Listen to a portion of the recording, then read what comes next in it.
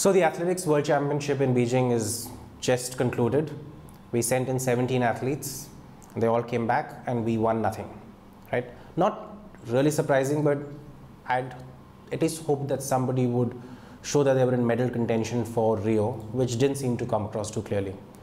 What are your thoughts on this? Not much. I mean, of course you're right. When you send 17 and you don't expect anything, but were the expectations realistic? I don't know about that. We did expect that Vikas Gowda, I was really hoping that he would come into the top 6, at least the top 4. I think a 4th place finish in Beijing would have given him a huge lift. But looking at the whole performance now, I don't think Rio is really going to be, I won't even say disappointing. It's really going to be pathetic, because a World Championships just before the Olympics, I have always felt they should be the ones where you actually put your best foot forward to be able to understand whether you can stretch as much as you can for an Olympic medal or not. Right. So let's take a look at, I won't talk about all the distance walkers and all that, 20 km walk, 50 km, we sent in, I think 7 there. But let's look at Inderjeet Singh. Let's start with him, right? He is 27 and we earlier spoke about how he's still in university because he won the recent World University Championships and all. I think he finished 11th or something. Yeah. I mean, even his personal best is not good enough to win an Olympic medal, but you hope that he would improve, but it looks like he's met his reached his peak. I think he's already at the peak. 19.52 is what he threw. And most of the shot putters here were not at the top of their form.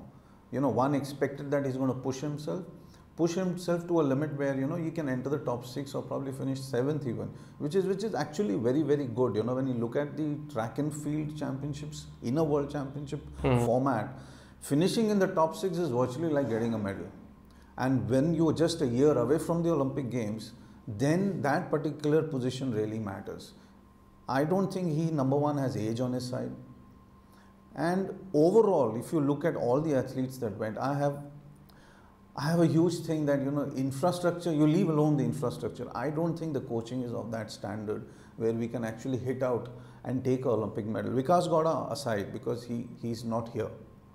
He doesn't stay in India, he stays in the US. And whatever he's done is because of the coaching that he gets there. Yeah, he finished 9th and I think it's great, but he's well short of what he needs to do to win a... Well, if he would have finished, if he would have done a personal best, or he would have just done a few inches above his personal best, he would have got a bronze. But again, it brings us back to the question is, when you have an opportunity, when you have a stage, what is that stops you from throwing your personal best? You are not in a climate that's 40 degrees or 41 degrees.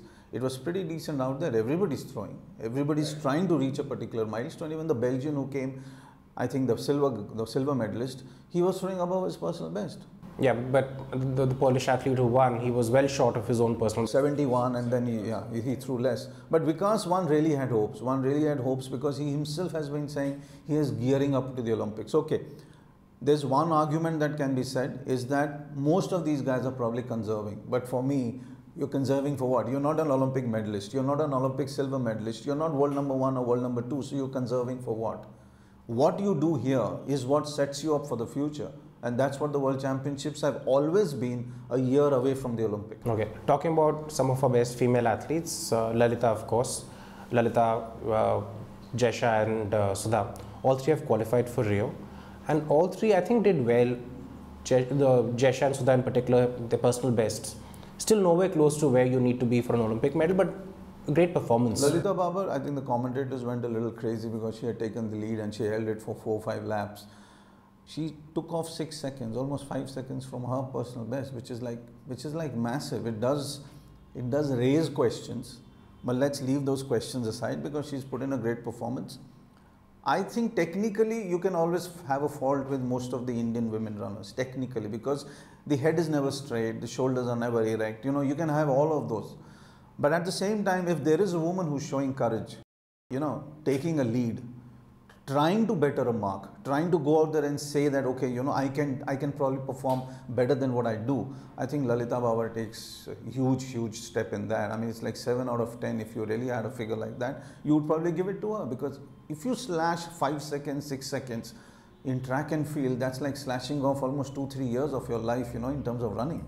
My one other problem, and then we're just going to end there, is that all of them seem to be slightly on the older side. They're all 26, 27, and of course, you've got, I think, 26, 27, yeah, 32. That's the sort of extreme range here.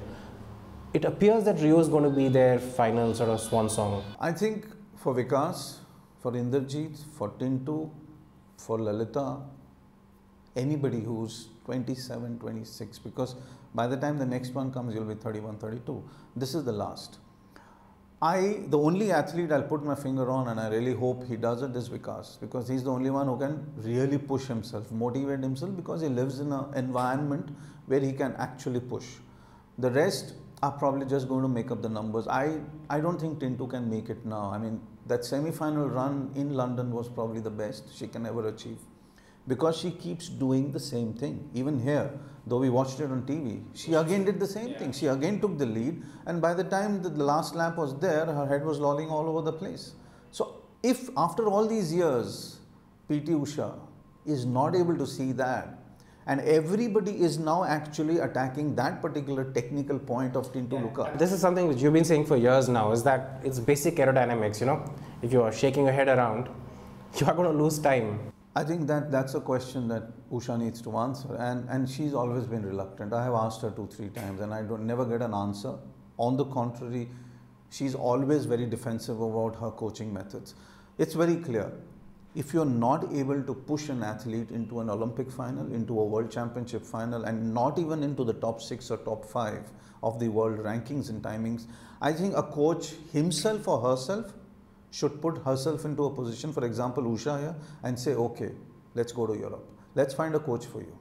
The moment you do that, to somebody else in the juniors or sub-juniors who perhaps has a chance. Yeah, because I think Usha's been with Tintu for too long a time, and this whole time is not good enough that you go in and enter a semi-final of an Olympics. You need a medal. If you have that talent with you, you need a medal, and if that talent is not going to be shown on a world stage, somewhere Usha needs to ask herself, was I good enough for Tintu?